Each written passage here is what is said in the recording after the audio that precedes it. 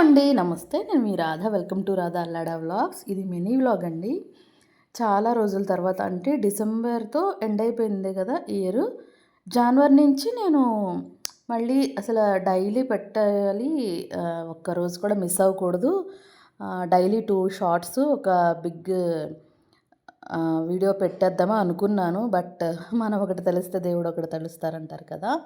ఆ టైప్‌లో అంతా తారుమారైపోయింది. ఇది మా ఊరిలో వేణుగోపాల స్వామి ప్రాణప్రతిష్ఠ చేశారనమాట. ఇంతవరకున్న గుడిని తీసేసి ఈ గుడి అక్కడే మళ్ళీ దేవుడిని ప్రతిష్ఠించారు. రుక్మిణి సమేత. మీకు తెలుసు కదా! ధ్వజస్తంభం ఎత్తుతారు. మెయిన్ ఏది చూసినా చూడకపోయినా ధ్వజస్తంభం చూడాలి. నన్ను ఇక్కడ పలకరిస్తున్నారనమాట చాలామంది. సిచ్యువేషన్ ఏంటంటే జనవరిలో నేను మాయమైపోయాను కదా! ఆ జనవరి వీడియో కూడా వస్తది. మీకు నేను చూపిస్తాను.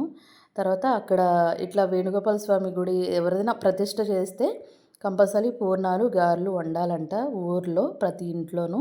అందుకని మా అత్తయ్య గారు వడలు, పూర్ణాలు, గారెలు వేశారు. దానికి తెలుసు కదా మీరు మీకు పచ్చడి, టమాటా చట్నీ, అల్లం చట్నీ వేశారనమాట. మా ఇంటికి అందరూ చుట్టాలొస్తారు. మా వారికి 6 మేనత్తలంట.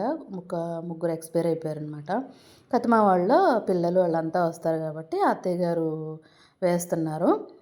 అత్తయ్య గారు సెంటర్‌లో అంటే హాలు మధ్యలో చిన్నది పొయ్య పెట్టుకున్నారు. మా మావయ్య గారు హెల్ప్ చేస్తున్నారనమాట. నేను వీడియో తీసుకుంటున్నాను.